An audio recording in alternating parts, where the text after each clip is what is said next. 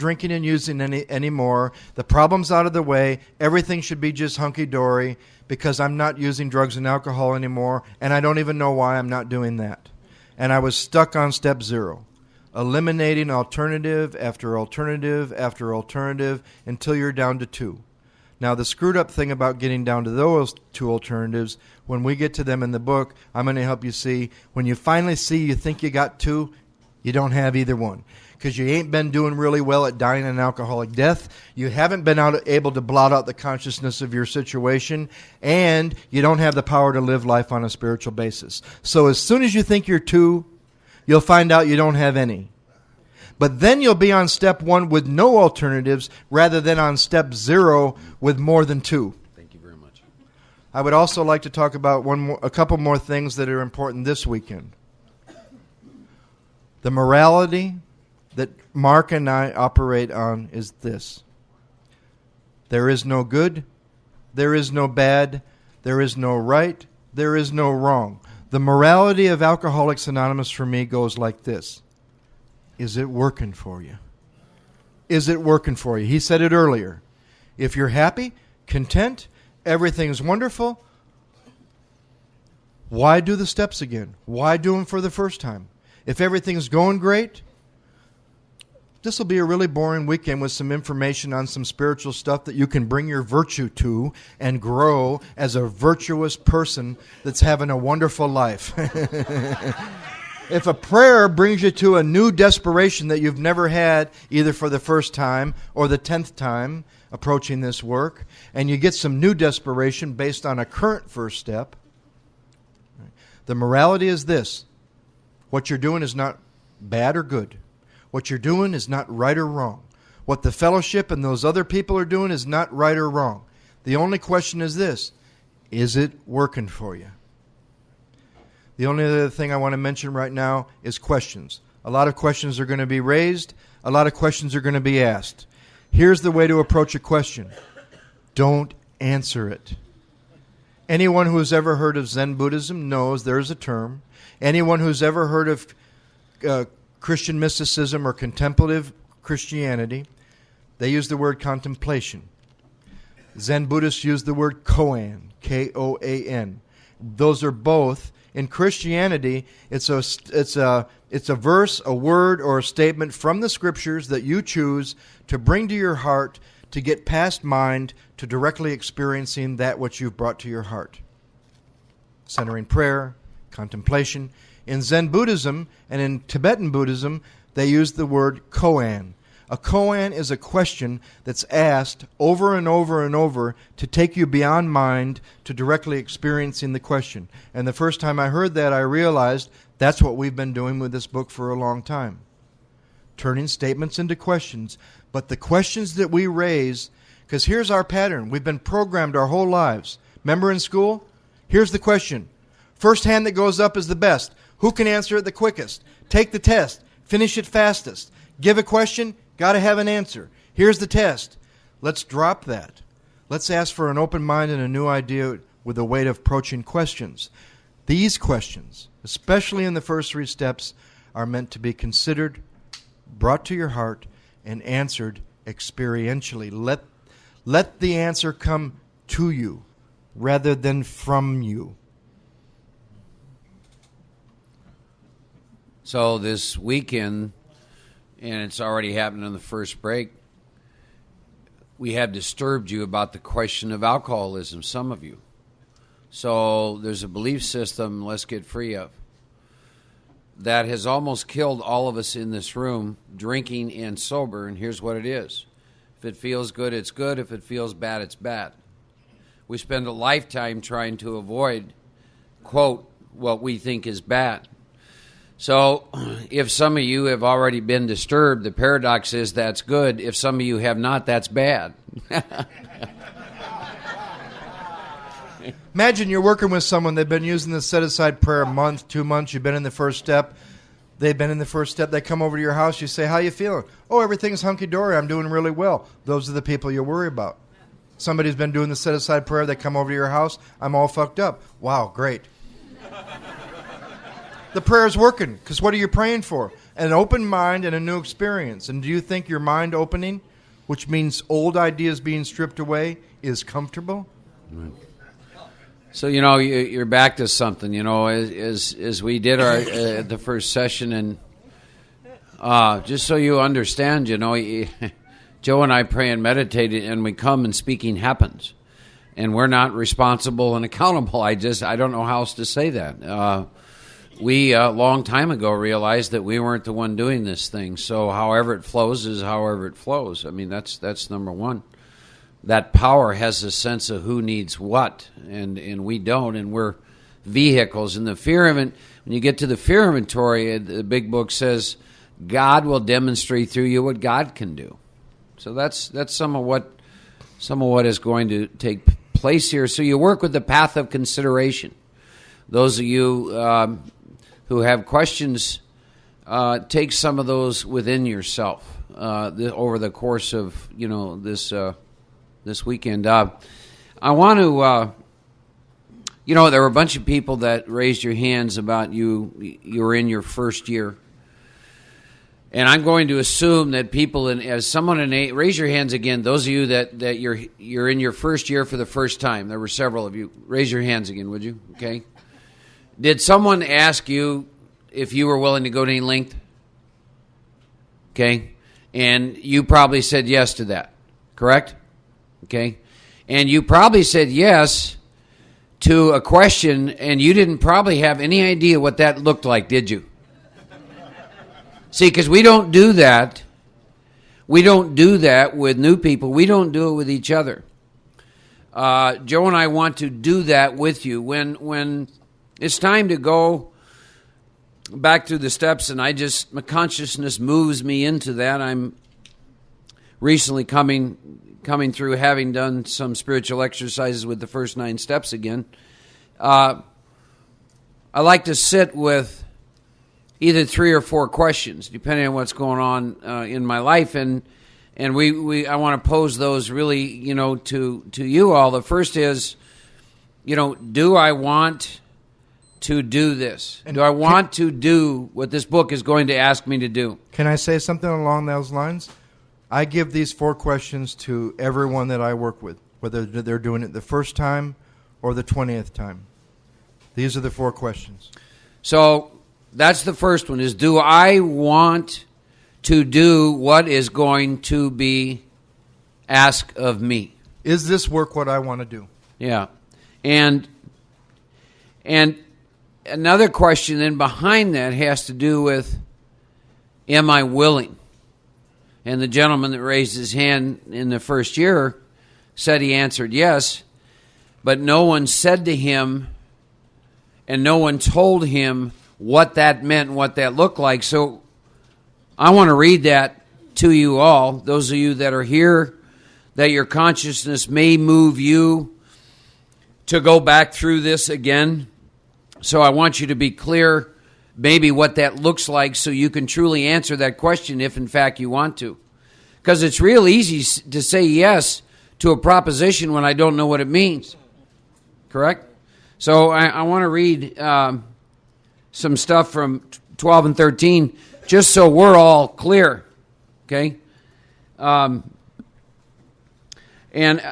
it says, it was only a matter of being willing to believe in a power greater than myself. Nothing more was required of me to make my beginning. I saw growth could start from that point. Upon a foundation of complete willingness, I might build what I saw in my friend. Would I have it? Of course I would. Thus was I convinced God is concerned with us humans when we want God enough. I'll talk about that later on this weekend. At long last I saw, I felt, and I believed. Scales of pride and prejudice fell from my eyes. I hope that happens with some of you. And then a new world came into view. The real significance of my experience in the cathedral burst upon me. For a brief moment, I needed and wanted God. There had been a humble willingness to have God with me, and God came. Now, those of you who have been sober for a while, pay attention to this next sentence. But soon the sense of God's presence was blotted out by worldly clamor, mostly those within myself. So it's been ever since. How blind I had been. At the hospital, I was separated from alcohol for the last time. Now we're going to talk about, if you all are willing to go to any length, we're going to talk about what this is going to look like. There, I'm going to humbly offer myself to God as I understand God. Now pay attention to these next few words before you think about this. To do with me as God would. I can assure you, when I made my third step decision, I did not plan on living in Texas. To do with me as he would. That means that your life will no longer be your business, so you might want to give that a little consideration before you go back through this work, because you may like the condition of your life right now. I'm going to place myself unreservedly. You don't think they mean unreservedly, do they? Unreservedly under his care and direction. No reservations of any kind. You're not going to come to the meetings anymore and talk ad infinitum about fear, because you've placed yourself unreservedly under his care and protection, right? Am I willing to do that, see? I'm going to admit for the first time of myself I'm nothing. 20 years sober, right? Admit that of myself that I am nothing, that without God I am lost. Not was lost, am lost, see? I'm going to ruthlessly face my sins. Ooh, that word. That I have some old ideas about that really just means miss the mark. You don't think they mean ruthlessly. Yeah, I think you might be getting into fourth and fifth step and stuff like this. And I'm going to become willing to have my newfound friend take them away root and branch. Root and branch, take them away. And wow, a promise is maybe if I'll do that, I don't have to have a drink. And then my schoolmate or somebody's going to visit me, and I'm going to fully equate this person with my problems and my deficiencies. I'm going to make a list of all the people I've hurt or toward whom I felt resentment. I'm going to express my entire willingness to approach these individuals admitting my wrong. Never am I to be critical of these people. I'm going to write all such matters to the utmost of my ability. Utmost of my ability. Get on the internet. Make phone calls. Go to any lengths to find these people. To pay this money back to the utmost of my ability. And now I'm going to test my thinking by my new God consciousness. Common sense will become uncommon sense. I'm going to sit quietly when in doubt, which is a fairly consistent state of consciousness for us. And I'm going to ask only for direction and strength to meet my problems as God would have me. Never am I to pray for myself, except as my request bore in being useful to other people. Then only might I expect to receive, but that being great measure. And my friend promised when these things were done, D-O-N-E, and now you're going to get some promises. Not half done. It says, I'm going to enter upon a new relationship with my Creator. Those of you who've been sober for a while. A new relationship with your Creator. You would have the elements of a way of living which will answer all my problems, plural. Plural, that's plural. All my problems, plural. Belief in the power of God, plus enough willingness, honest humility to establish and maintain the new order of things were the essential requirements. And then they summarize what's going to happen to us in this exciting thing we get to do. Simple but not easy. We all got to pay a price. Here it is. It means destruction of self-centeredness. You don't think they mean destruction of self-centeredness.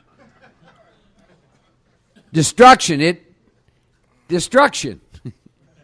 of your self-centeredness. But we're told all the time that we can smash our ego and bring about our own surrender. Mm-hmm. Oh, just go home and surrender, honey. That makes me feel like when somebody says go home and just don't drink between meetings. Yeah. Or all I need to do is smash my ego. Holy shit, if we could smash our egos, wouldn't we all be doing better than we are tonight? Mm-hmm. I'd be ego-free, ego-less. I'd have an ashram in India. You'd all be coming to visit me, Matt, rather than me coming to Queens to visit you. Just get rid of your defects. Smash your ego. Just surrender. See, and we must turn in all things to the Father of light, who presides over us all. I think that's an incredible. Now, that new man that raised his hand, who said he was in his first year, go back and when those people ask you if you're willing to go to Linked, don't you think it would have been kind of nice if they'd sat down and gone over some of this with you, so you really know what you're answering? See, I'm not here to soft sell the program of Alcoholics Anonymous as outlined in the big book. You drink enough whiskey, this seems like a fairly easy set of propositions.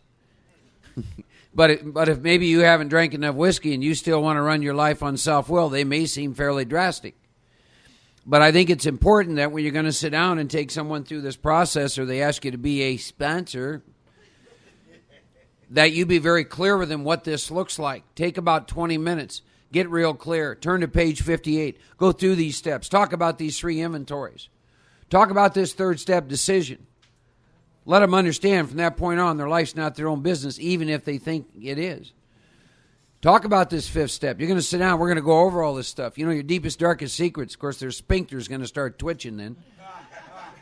That's what 12-step calls used to be. 12-step calls used to be people going out, usually with a bottle of whiskey in their back pocket, to meet a drunk and lay out the program of Alcoholics Anonymous.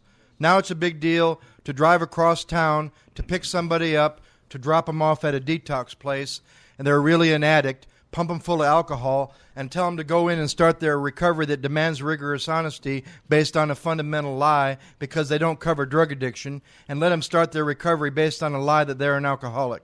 That's a 12-step call nowadays. So you get done. He and I work well, like Cheech and Chong. You know what I mean?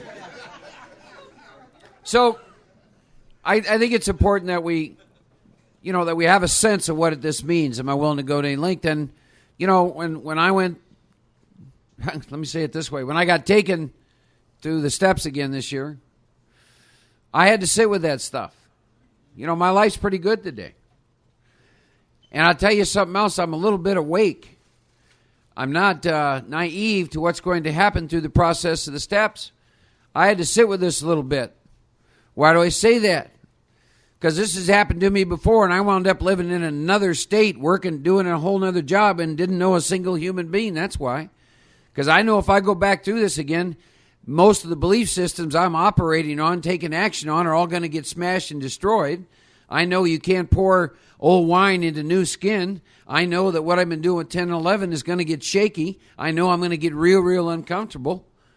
I don't know what's going to happen. My life is good, When I went through the work, 13 years sober, I was in Santa Monica. I had 5 years in Denver, Colorado, from 82 to 87, 10 years in Los Angeles, from 87 to 97, and 5 years in northern India. If somebody would have said to me the last time I went through the work before India that any lengths was going to mean and describe what would go on in my life for the next 5 years, I would have had some considerations to make. If somebody would have said my 4th or 5th time through the work in Denver that I was going to leave Denver, move out of his house, sponsors down the street, service commitment, serving on the area committee, and that I was going to be moved to California and this is what I was going to be doing the next 10 years, I would have had some considerations. So, as far as those of you that want to lay out the assignments that I would give somebody, and I know Mark does the same thing, first thing I would give him, and I don't tell him how to say the set-aside prayer anymore. My sponsor pulled a joke on me not too long ago when I called him, last time I called him. You can imagine this one, Matthew. He said, and I thought he was being serious, he said, you stuck me with something, son, that I've been blamed for a long time, and I thought some horrible thing I did in Denver or something, and I said, what? And he said, the set-aside prayer. Because to me, the set-aside from him, it was a comment to a maniac that he heard share his experience, and he said, my God, son, you know enough about yourself, alcoholism, and how you feel to be dangerous to yourself and everybody around you, why don't you just say a prayer for an open mind and a new experience? That's where that prayer came from, right? Now he hates that. We've ritualized it, formalized it. It's in the workbook. It's written out. I just say to people, please, are you here for a new experience with the steps? Yeah. Try a prayer in your own words, in your own way, to whatever you believe in. Krishna, Muhammad, Christ, whatever you believe in, say this prayer.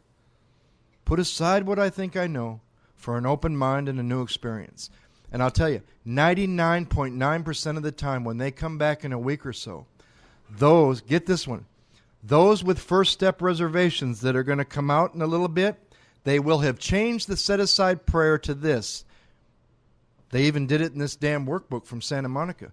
They'll change it to this. Dear God, please help me set aside everything I think I know. All of a sudden, God's the helper, and I'm the one that's going to set the stuff aside, right? Old Dan Sherman's changed it into, Dear God, enable me. Now God's an enabler, right? Yeah. God's a dysfunctional enabler. Gandhi has an eating disorder, right? And right? Dear God, enable me to set aside everything I think I know. No. God's not just a little helper you pull out of the closet. You know, when you need a little help with the stuff that's getting a little rough, just say to whatever you believe in, please set aside what I think I know for an open mind and a new experience. And whatever you want to put there in the middle, say it from your heart. About this day, whatever in your heart that time. Say it in the morning. Say it during the day when it comes to you. Say it at night. Say it when you sit down to work on whatever assignment you're working on. So I give people some sort of prayer to do from their heart. Then the 4 questions. Is this work what I want to do? Don Coyce, the Native American teacher I had, who's 30 years sober now, I think, he always said, even the first time, he always said 2 things that have always stuck with me. If you're doing the work for the first time, enjoy it, because you'll never do the work for the first time ever again, and you'll never do the work without power. You know, when you're doing the work the first time, this is a long way back for me to remember, but I do remember this. Remember when you're doing the work the first time and you're just getting enough from each step to just barely do the next. You've gotten the first column out, you've gotten the second column out, and you just got enough to be able to do the third column. And then when you're done with the third, I've always said this, there's a miracle at each step, but the real miracle is when you're in the action of the next, right? And then he would also say, with the question, is this work what I want to do? It somehow involves the ego that's right there, that's currently there in the process of doing it, and quells it a little bit, because answering the question, is this work what I want to do, involves the ego to the point where the ego will be involved in you starting the process, and it'll get smashed. It'll think it's a part of it, because it helped you decide, is this work what I want to do? Your ego will get right behind it. Yeah, this work's what I want to do. Right? Are you willing to go to any length? And I don't think whether it's the first time or the umpteenth time, you ought to add something to that. Even though I might not know what any length might look like. I don't think when they say any length, they mean any length that I can currently dream up at this time. I think when they say any length, they could possibly mean any length. And I always thought that meant, you mean I'm not going to be asked to do anything out of the parameters of the first 164 pages. Then you're stuck. You're worshiping the book. God is everything or is nothing. And that spiritual stuff that's outside the program, that's how you'll refer to it. I don't see inside outside anymore, because I'm not inside outside. Right? You're either living a spiritual life and everything you do is spiritual, or you're not living a spiritual life and everything you do isn't spiritual. There's no what do we like? What do we like? The minor stream, and somewhere out there in the city is the mainstream, and this is the unreal world, and now I'm functioning. Let me tell you this. If that's the real world out there, and you all know it a lot better than a lot of other people in this country, if that's the real world out there, I don't want to be a part of it. But we are. They ain't separate. Is this work what I want to do? Am I willing to go to any length, though I might not know what that might look like? Then the most important is, Why do I want to do this work? Do you think if somebody came to Mark Houston after answering the third question and said, I want to do the work to get my wife back, get everything straightened out and feel better, he'd say, time's up. Because he uses a timer, and he's a busy man, right? People call him, and he said, you got 3 minutes, timer set, go. Right? Why do you want to do this work? I don't want to give it away, but for me, if it doesn't have a little something to do with life and death, you might want to go somewhere else. For people that can, there's people that can help alcoholics. I'm not one of them. Let me say this will get you to think. I do not look for people I can help anymore. I used to think that's our job, isn't it? We're supposed to go out there and look for alkies that we can help. You know what you end up with? Hard drinkers that a human power can help. You know what I look for? I look for mad dogs that nobody can help, and I point them to that which already is helping them, and they don't even know it. I point them to God. I quit helping people. It takes such a strain off you sponsors that feel so overwhelmed by all your pigeons, babies, proteges, or whatever demeaning name that you currently call them, call and tell you about. Just point them to God. Is it working? Keep doing it. Is it not working? Try this. But point them to God. Be a pointer. But don't be a sponsor that points them this way, because then all you're doing is collecting dependents. You can claim on your income tax to God. Your spiritual How many I don't want to. How many dependents do you have? 17. Consider this one. I gave this one to my friend that I'm helping with the work right now. I used to also believe that too, Chris. I can take people through the work. Holy shit, I must have thought I had a lot of power. What I have now, I don't have proteges, I don't have babies, I don't have sponsees. I have friends that I watch seek God. We do it together. I'm a human. I'm right there with them. You're fucked up? I'm fucked up. You did that? I did that. Let me tell you what I did when I was 15 years sober, right? My sponsor accuses me of being crazy sometimes. When I told him how I ended up going to India, he said, how could you not? How many people ever get an invitation like that? But I've had some times where I was just a little bit off track, What are you doing out there in California with that kind of lifestyle you're living? I remind him, and this is going to be said, it's going to finally be said, so when you meet him, you can ask him. Right? My sponsor, Don Pritz, when he was 7 years sober, moved to South Utah, married a Mormon woman, got a second wife. They all lived together. He was taught by the saucer man, how to call the saucer of John Smith and make it appear. And he would take groups out onto the desert and call the saucer that John Smith is in, 7 years sober, having done the work. He took groups on the desert to call the saucer of John Smith, and then he had what he calls his desert experience, and left those two wives and came back to Alcoholics Anonymous. Now, don't tell me going to India was crazy, right? Right? So, is this work what you want to do? Do you really want to do this work? I had a couple times. I haven't been through the work in 2 years till I asked Mark in March. Right? A couple times I decided, no, now's not the time. To have the freedom and the grace and the power to be able to do, that's what the 10 steps about. Because if you've done the work before, you're not doing the work by yourself without power. You're doing the work with power, using 10 and 11 to do 1 through 9. We learned about that from Don Coyes and Don Pritz and all of our heroes. You're using 10, 11, and 12 to do 1 through 9. Right? You're deciding, proper use of the will. Is this work what I want to do again? If you've ever gotten past your first set of amends. I'm only talking to 2 or 3 of you in the room. I saw you when your hands went up. Right? Everyone else, you're halfway through amends, 3/4. You live in Texas. You live in New Jersey. I don't give a shit. You live in Harlem. You've had a spiritual awakening as a result of 1 through 9.5.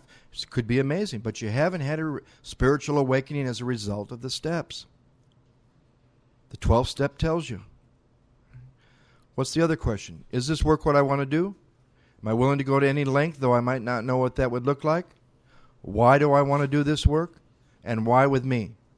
Because when you leave my house, the kind of people that come to my house, that's what I'm going to ask myself. Why me?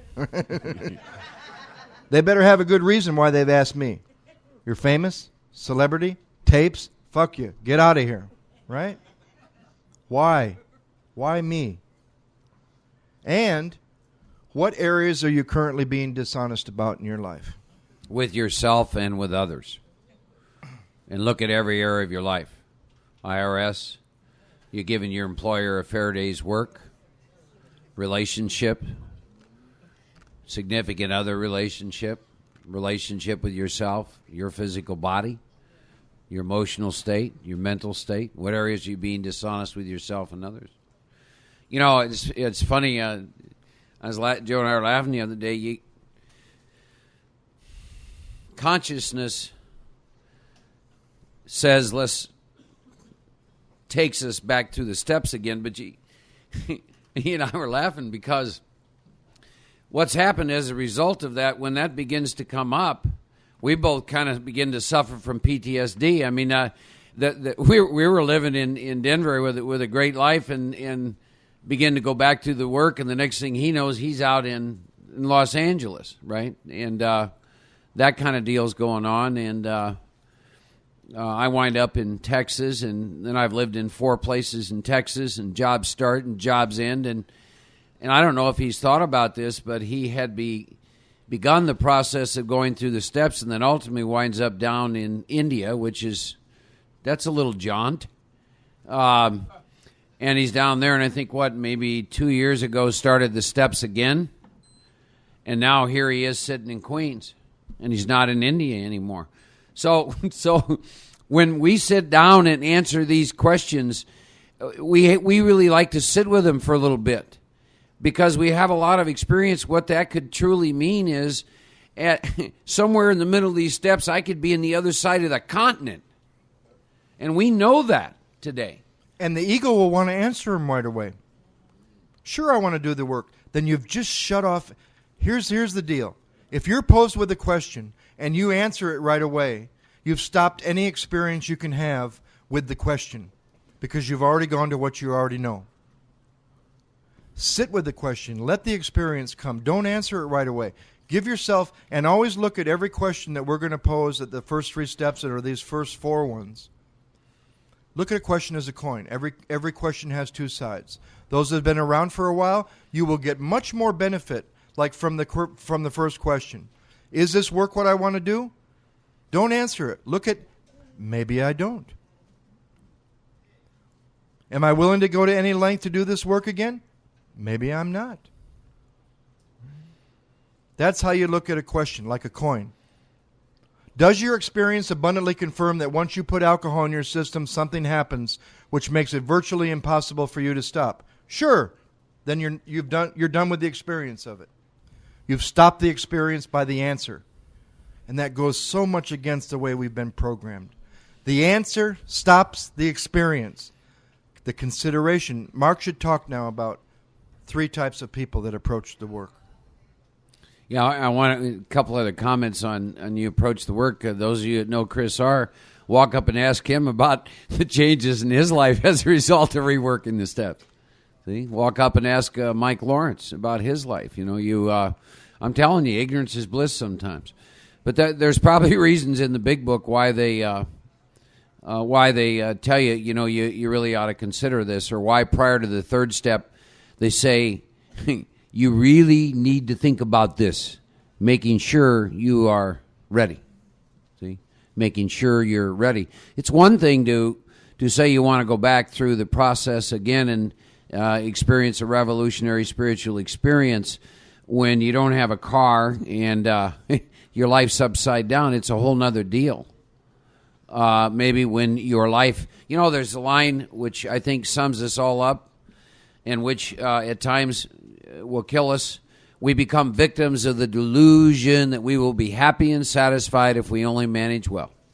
Meaning we think we know what our life should look like. Our life should look like, who should be in it, where we should live, where we should work, et cetera, et cetera, et cetera. And that has descended on me many times in my in my sobriety. And I've suffered the consequences of that. But a guy from Denver moves to L.A. I'm 12 years sober.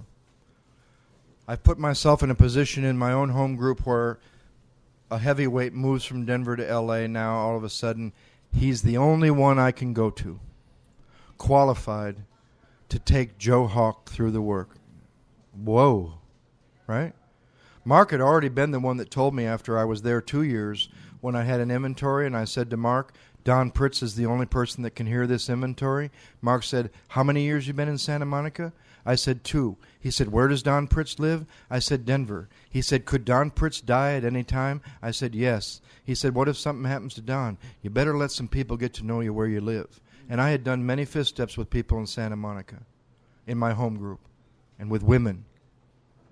If you're a man and you miss the experience of ever fist stepping with a woman, you've missed it. If you're a woman and you've missed the experience of fist stepping with a man, we're going to get into that later too. Multiple fist step. Book says it.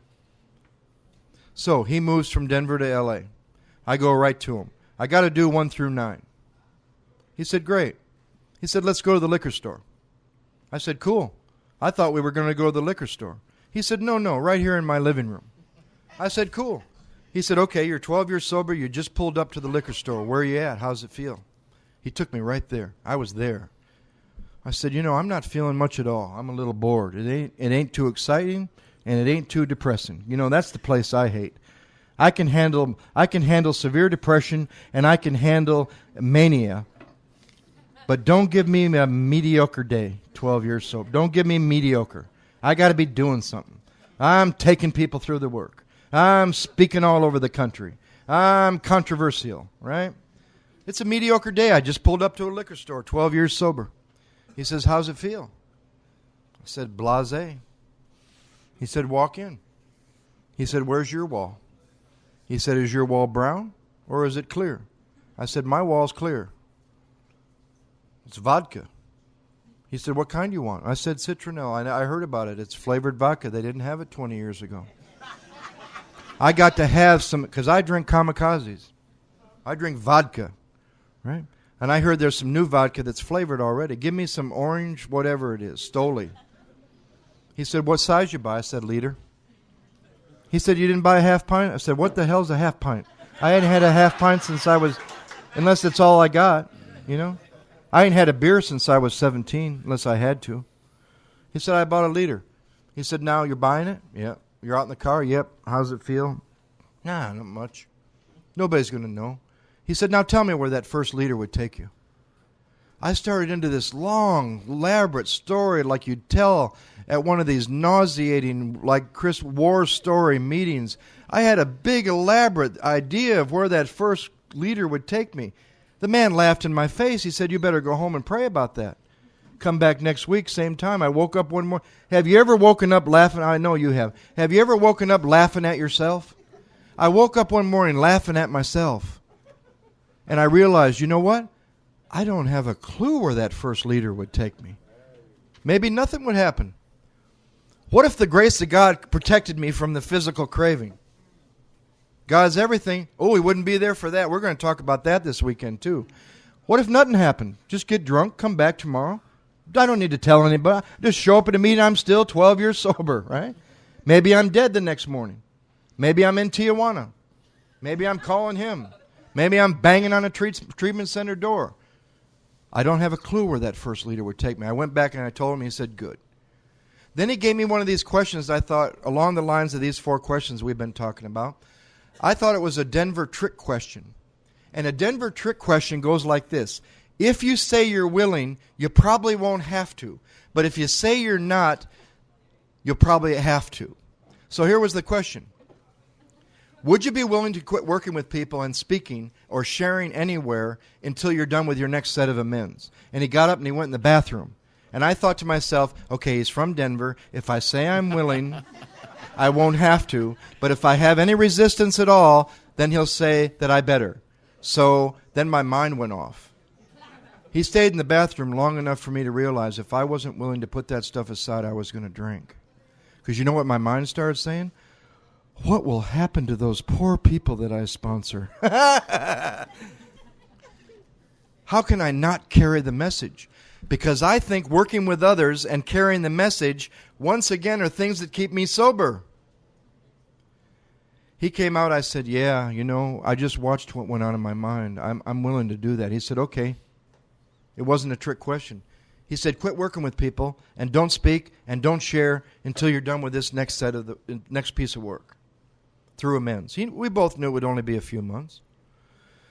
And he didn't want me to quit doing that stuff He wanted me to quit doing that stuff to see the subtle shift that I had turned those things into. And you know what I had turned those things into? You know how all of you that do what's in the big book make fun of those people that don't do what's in the big book because they got their own little list of illusions. I just don't drink. I go to meetings, 90 meetings in 90 days. I choose not to drink. But your ego's so slick, you got a neat, shiny, bright, cool-sounding list of new things.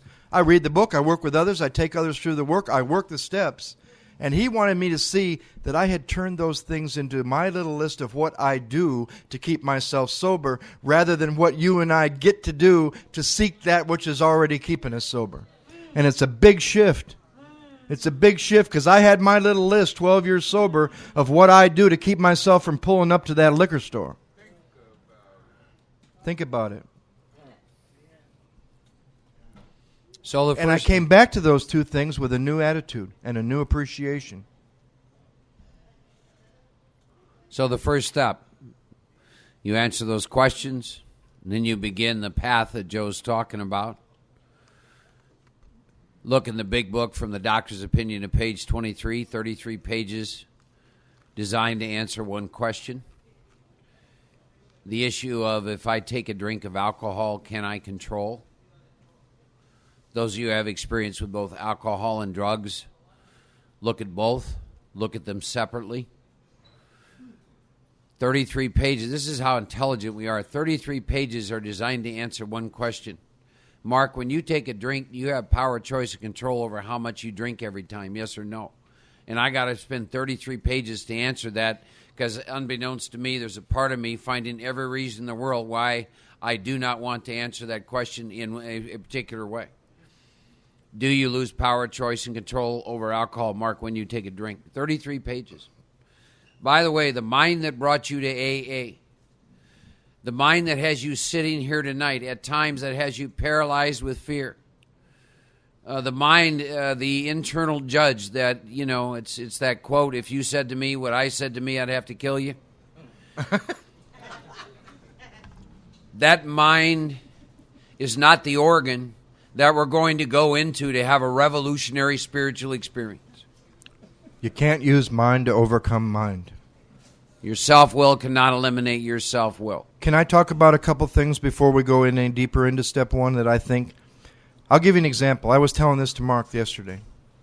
I was in Dallas for 5 months with Mark. March, April, May, June, July. 12 people asked me to take them through the work.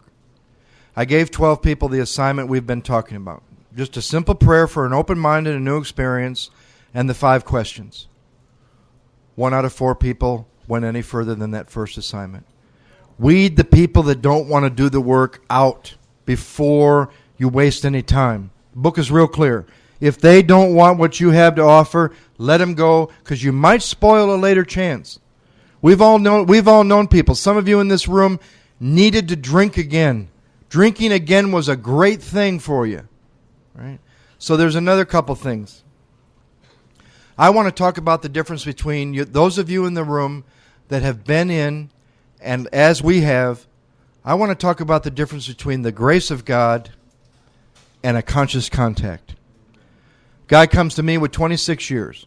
He had met Don Pritz and Gary Brown and Paul Martin at a thing in Nashville, Tennessee called the Music City Roundup. We had a small meeting up in the room. He heard something he'd never heard in 26 years. I was there. We get back to L.A. I'm the one he's stuck with. I'm not the one he wanted to ask. I'm just the only one that does this work this way in L.A. at that time that he knew. He would rather have asked Don or Gary or Paul. He gets stuck with me. It was a blessing. Give him a prayer. Open mind, new experience. He calls me back in a couple weeks. He says, Joe, I have a serious problem. I said, I know you do. What do you think it is? Don't let old comers scare you. Care about them enough so they don't have to keep dying. I said, I know you got a problem. What do you think it is? He says, for 26 years, I've been in the grace of God. I said, obviously, if you're alcoholic and you're not drinking, you're in the grace of God. He said, I've seen it in my life, every area of my life. I've sat with it. I've realized it. I've been in the grace of God for 26 years. Why do I need to do the work? I said, you better pray about it. I made it 6 months in grace. And a lady in my home group once said this, because the big slogan, you know how every area has their own set of new other slogans? I heard there's one, I think Bob told me one time that one of the slogans up where he lives is, keep it green. And I said, what is that? Has that got something to do with your lawn in Westchester County or your garden or something? You know, he said, keep the memory fresh. I said, but it says here that the memory of even a week or a month ago. They got a couple in Texas, I heard. Do the next right thing.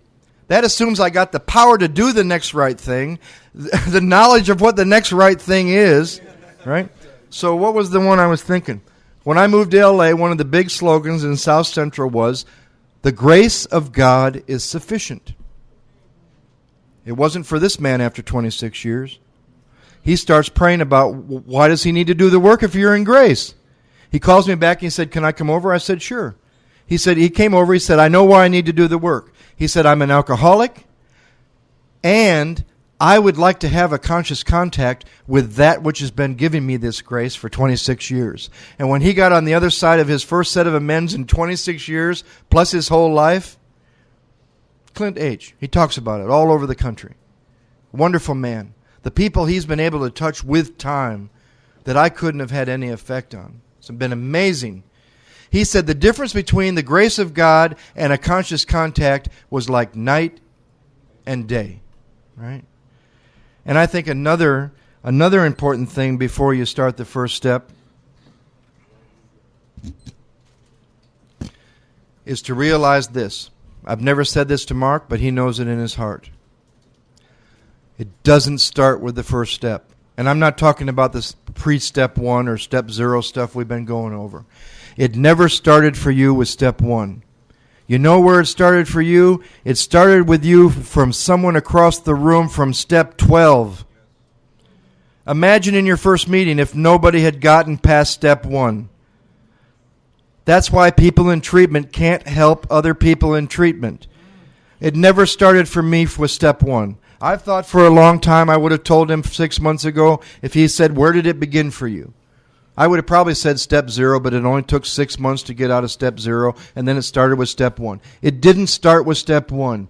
It started with the 12th step in another man's heart who cared.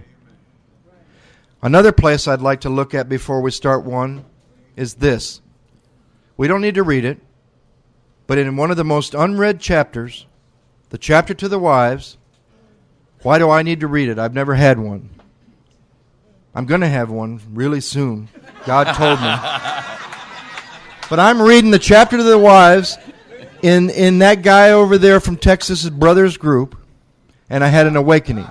And in that chapter, we don't need to read it word for word. It says this. There's 4 types of alcoholics. It says type 1 may or may not even be alcoholic. Type 2's begun to get in a little bit of trouble. Type 2 is a little bit worse. Type 3 is a little bit worse. Type 4, screwed. We think that only has to do with 2 things. They can't control it when they start, and they can't keep themselves stopped. But the interesting paradox is, who do they say has a better chance at AA? Wouldn't you think like 1 or 2? They say type 4 has a better chance at our program than the type that still have. You know why? Because those other types still have more than 2 alternatives. Type 4 is down to 2.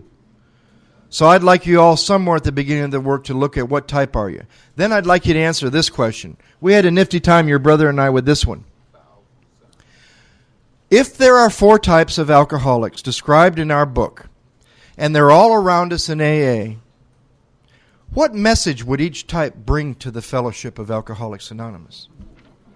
And then you're going to see why you hear so many different messages. Type 1, hey, I just don't drink no matter what. I found everything I ever wanted in the fellowship. I quit drinking. My life just got better and better. Type 1 may or may not be alcoholic. Not our place to say. They need to find out. Doesn't matter what we think. Type 2, what would be their message? Well, you know, I go to lots of meetings. I'm a meeting maker. Meeting makers make it. I do a little of this. I call my sponsor every day. 90 meetings in 90 days. I dump. I get better. Type 3, I don't want to offend anybody. Type 3, 1 through 9.5, 1 through 9 3/4, 1 through 9 3/8, never finish amends, think they've been through the steps, everything's hunky-dory, they've been through the 12 steps, and they've had a spiritual awakening as a result of the steps, and they're in delusion.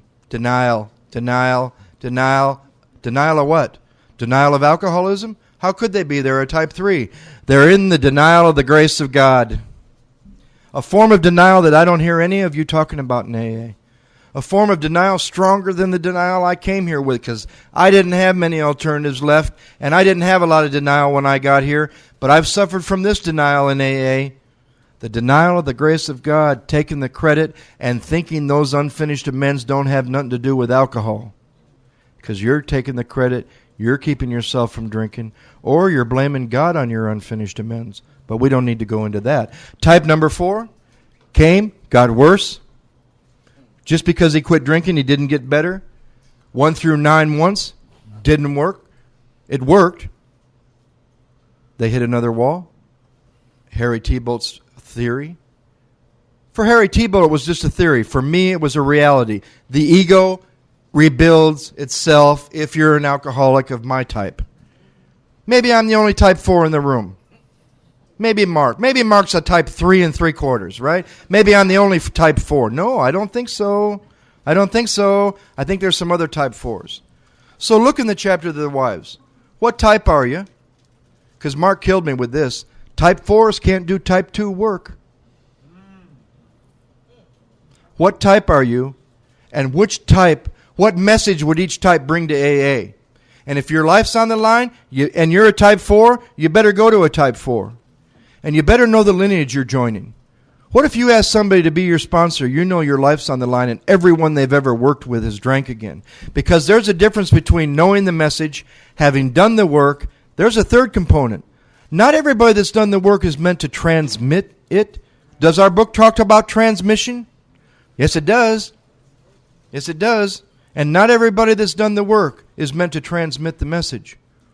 Transmission is a very... Look at the people around them they've worked with. Look at the results they're getting. What type are you? What message would each type bring to AA? And who are you going to go to? Let's take a 15-minute break. Sorry. That's okay.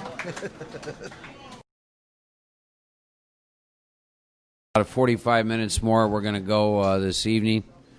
And that'll shut things down. A few other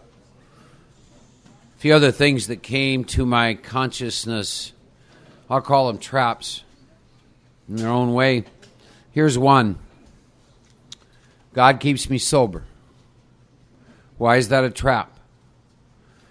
If there's nothing but God, there can be no God. And is God a part of staying sober? Of course. But what is the trap in the belief system, God keeps me sober? The trap is this. If that were true, the big book would be one page and it would have 5 words on it. God keeps you sober. Have a good life. Unfortunately, that is not what it says. There's 30 pages that really, really ask us to do a bunch of written work. There are several considerations prior to the written work. When the written work's over, we sit down and do a 5th step. When we're done with that, we identify a list of defects of character which have sprung out of a life based on self-will. We then ask God to take all of us, good and bad, assets and liabilities, if you will.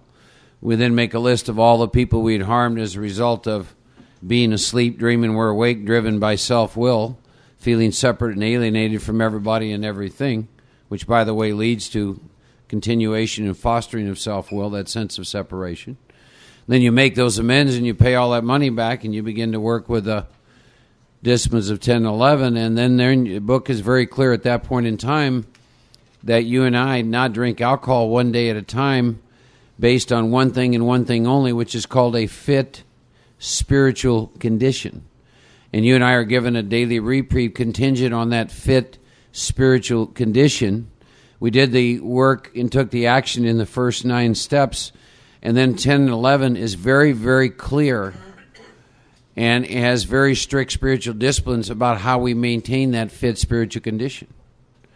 So a question maybe for some of you to ask yourself, if you're not working with the disciplines of the 10th and 11th step, you might have fallen prey to that belief system, because my experience is God will not do for me what I am supposed to do for myself. And I'm the one that has to get my feet on the floor in the morning. And I'm the one that has to read pages 84 through 88 and work with whatever meditation books consciousness has sent my way. And I'm the one that has to sit in the silence, be still and know that I am God. And I'm the one who has to work with the 10-step tools all during the course of the day. I get to do that. Pause, agitated and doubtful, watch, ask, turn, cease fighting, sixth sense, vision, thy will, line of the will. Work with that all day long. Conscious awareness of that. Then I get to do an evening review, and I get to dovetail the evening review into corrective measures for the next day. And that's how, if I do these things, then the problem has been removed and I remain in a position of neutrality. So it's another trap. I fell for it. Who wouldn't? That's an easier, softer way, isn't it? God keeps me sober. I'm just going to a meeting. Right? That's the easier, softer way. I'll bet you every one of you in here has had periods of time where you've operated off that belief system versus the work of the strict spiritual disciplines. And so I see it as I just see it as another trap that you can fall into. I've fallen into it, and if I have, I'll bet you have as well. Took me a long time to understand that God is not responsible for my fit spiritual condition. God is everything. See? What isn't God? What isn't God's will? But there's these disciplines I have to follow based on my experience to remain in a position of neutrality. Fit spiritual condition. What does that look like? Am I willing to do that? Do I like the effect produced, by doing that? Tell you a little story. The big book says Joe and I were doing a lot of stuff what I'll call preliminary to step one, which I believe is essential. And I believe if we did more of it, we probably would have more people move through amends and work with 10, 11, and 12. But the story goes like this. One day, a pal of mine, he's out hunting. He likes to hunt. And this dog shows up, bird dog. And he's out shooting ducks, and the first time he shoots a duck and goes in the water, to his amazement, this duck walked across the water and retrieved that duck. And he shot 2 more that day, and that dog did the same thing, and it was just blowing his mind. He's in AA and used to miracles, so he thought, my God, this is incredible, a dog that walks on water. So he took the dog back home and, that kind of stuff. Well, he happened to live next door to an alcoholic who was still drinking, who also liked to hunt. And so the alcoholic stumbled over that night, and he said, you going hunting tomorrow, Dale? And Dale said, yeah, I'm going hunting. And he said, I'd like to go eat. And he said, okay. So the next day, Dale and the drunk, they get in their truck and they go out to the duck blind. And they got the dog there, and Dale just can't contain himself. He just can't wait to see what this drunk's going to see when he watches this dog walk across water, right? So the first bird comes along, and Dale pops that bird, and sure enough, that dog just walked across the water and retrieved it. And so they shot about 6 or 10 ducks, and that dog did that every time, and this drunk didn't say one word. And he's drinking beer, and Dale's just looking at him. That dog's just walking across the water, bringing them ducks back. Finally, Dale couldn't contain himself anymore, and he turns to the drunk, and he says, do you notice anything strange about that dog? And that drunk looked at him, he goes, I have. He said, the poor thing can't swim?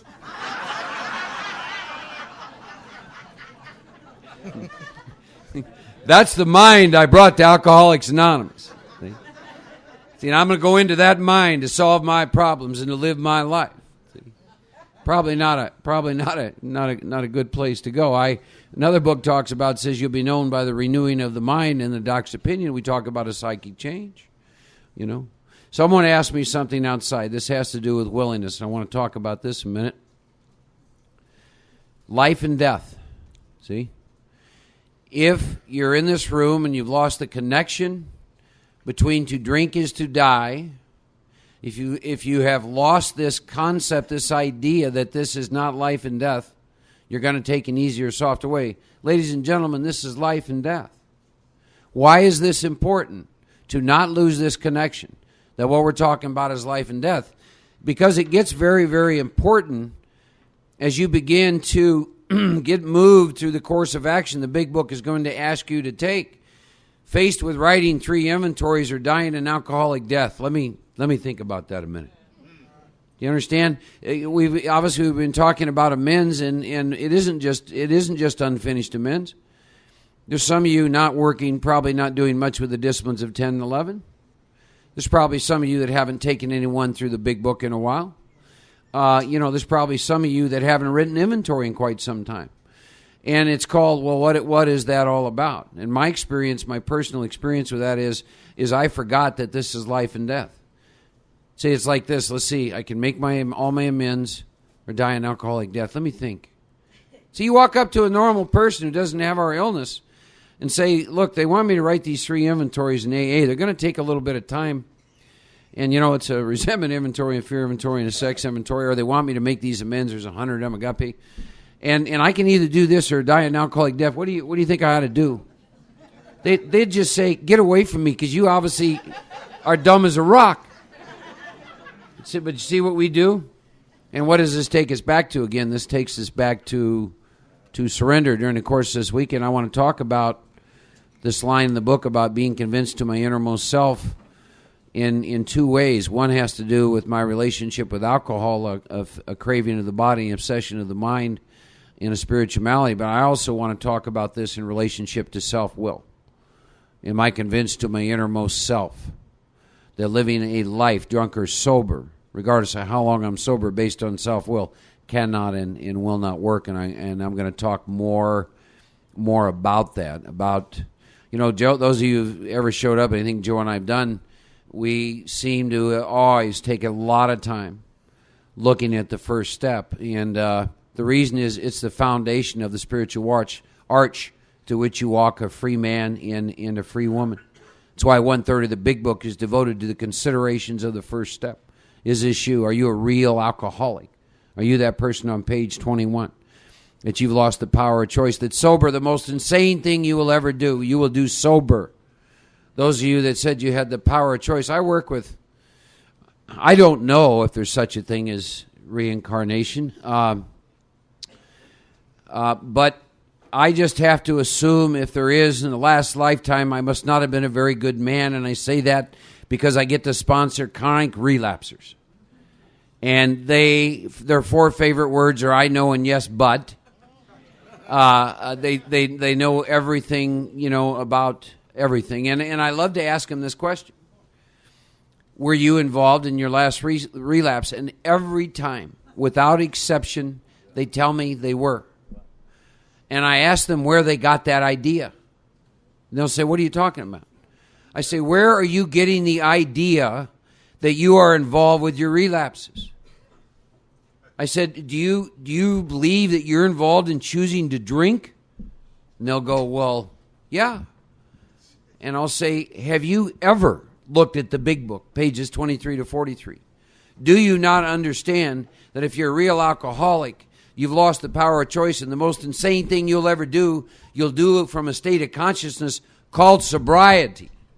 And that is that there will come a time when you'll have no effective mental defense against the first drink. Your mind will say, let's take a drink, and if something doesn't stand between you and that, you'll go drink. They've never understood that. See, that's called losing the power of choice. And I'm very, very clear on that piece. See, I don't have the luxury of not staying in fit spiritual condition even one day, because that day I believe a guy like me is rolling craps. Now, I don't do what I do out of fear. I do it out of love, because I like the effect produced by conscious contact with God. See, I do this for the same reason I drank. I like the effect produced by alcohol. I do what I do with these disciplines because I love the effect produced by conscious contact with that which created me. That sense of separation is now gone from me. See? But this is life or death. This is not some little flu we got. It's going to go away. See? With a little pill or a little bit of time, or those kinds of things. So those are some things that I wanted to talk about. Ask yourself, have you been caught up in this belief system of God keeps me sober? Big Book says fit spiritual condition, Mark. Daily reprieve based on this. By the way, it says this is what you do. This is how you do this thing. So we've talked about those questions and those considerations. We've talked about willing to go to any length, and I think we have a much greater picture for all of us of what that looks like. Then you start looking at the first step, 33 pages, to look at this issue of when I take a drink, do I lose power, choice, and control? And by the way, use your experience to answer the questions out of the Big Book. Don't pay any attention to what your mind tells you. That's the same mind that has you doing insane things sober. So go into your experience to answer the questions in the Big Book, and there's many questions and considerations in there. Let your experience tell you what happens when you take a drink. Do you lose power, choice, and control? For those of you who do drugs, what is your experience? When you do drugs, do you lose power, choice, and control? You crackheads, when you get a crack pipe and you got about 9 hits, and you're doing that first one because you love the bouquet, ask yourself this question based on your experience. Do you lose power, choice, and control over how many you do? See? In pages 23 to 43, I believe, based on my experience, probably the least read and least understood pages in the book. Here's why this is important. If you do not understand 23 to 43, the rest of your time in AA, Joe brought up a great point of the 4 kinds of alcoholics and what are the messages. If you don't have a deep experience with 23 through 43, the rest of your time in Alcoholics Anonymous will look much different than mine, I can assure you. Because I'm a type 4. I'm a hopeless, helpless, chronic alcoholic who was a daily drinker. A daily drinker. 24/7. That's what I did. You got in my way, you were gone. Period. End of statement. Alcohol was my master. I worshipped at the throne of alcohol. I may as well have had an altar. God, the truth of this hit me one day sober, and I tell you what, I wept like a baby about the hold that alcohol had over me. I may as well have had an altar and knelt at that altar and say, alcohol, you do with me as you will, because you do. Because you're more important to me than anything in my life. Anything in my life, and I will serve you. See? I'm here to serve you. And the unacceptability of that to this day is a piece of why I'm sitting up here. I got tired of worshiping at that altar. And it's an altar, and don't think any different. See, every alcoholic I've known, to me, there's only 2 gods. One's either alcohol and the other's the God of your understanding that you're going to serve. See, and that becomes that. But pages 23 to 43, I beg all of you, go back in with an open mind and read those. Read those pages. Look at your experience to be convinced of what? That the truth is, none of us in this room, unless we're in fit spiritual condition, have a clue what the day looks like when our mind's going to take us back to a drink, and there ain't nothing between us and that. There's no choice, there's nothing. And it's contained in those pages. And the sense of helplessness and hopelessness behind the realization of that, is summed up. They describe, for those of you who think your mind can do anything about a drink or your beliefs, they describe in those pages something called a strange mental blank spot. And in a strange mental blank spot, every reason you have for not taking a drink is unavailable to you, including your belief in God. And if you don't experience that, in fact, you've been there probably several times, and by the way, this is a place we get to experience sober, why would you seek power? Why would you need to work these steps? You follow me? See, I found myself in those pages. I was at the bottom of page 43. Once more, mark at certain times. That's the crapshoot. Mark at certain times I don't know what the time looks like. Mark has no effective mental defense against the first drink. Sober. They're talking to me sober, right? Mark's defense must. Doesn't say maybe. Says must come from a power greater than himself. And my experience abundantly confirmed this. That sentence and that experience with those pages took me from being an atheist to a seeker of God. Or let me say it another way. A seeker of the power behind the name. I'm not interested in the name. The name has been misused and overused and conjures up all kinds of belief systems. We're the kind of people, the name isn't important. See, Joe and I are sitting up here because of the name Stoli Vodka. We drank a lot of what was in that bottle. So I'm not interested in the name God, but I'm real interested in the power behind the name and having an experience with that. And there's the question. Are you more interested in conception or consciousness? Go ahead. We talked about 4 types. We're going to find out it's good to look at, but it's not the major point in the first step. We're going to start talking tomorrow about taking all the drama, all the trouble, the length of time, the amount. We're even going to find where it says that hard drinkers could actually be worse than a real alcoholic. We're only going to focus on 2 things. Can you control it once you start? And can you keep yourself stopped once you stop? I brought up those 4 types of alcoholics because the book does, to help you see why there's 4 types of messages in the program. And if you don't know this, it's going to hurt you. We're surrounded by hard drinkers who were given a sufficient reason. We're surrounded by them in AA. A lot of non-alcoholics in Alcoholics Anonymous. It's not our place to find out. Every time my debate goes off on, those people, we were talking about it last night. You know why I've had to write inventory about people that don't need to do the work? Because I want to be one of them.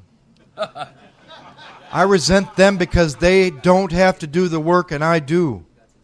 Right? On the other side of the work, I'm always really grateful because it wakes me up and it changes my life. Story about the Mad Dogs. Take 100 people from Alcoholics Anonymous, God forbid, put them back in the bar. You know what you're going to find? 20 or 30 sitting at the bar, right on those stools, wallowing in their whiskey, crying in their beer, because they don't know there's much more to find in alcohol. They just sit there whining and complaining and talking about their problems with their buddy, the bartender, just like a lot of people in your groups. The bartenders in your groups serving up drinks. Then you got 20 or 30 come in the bar, drink till they feel good, then they go home. Then you got about 20 or 30 that seem to stand out in a crowd. Mad dogs.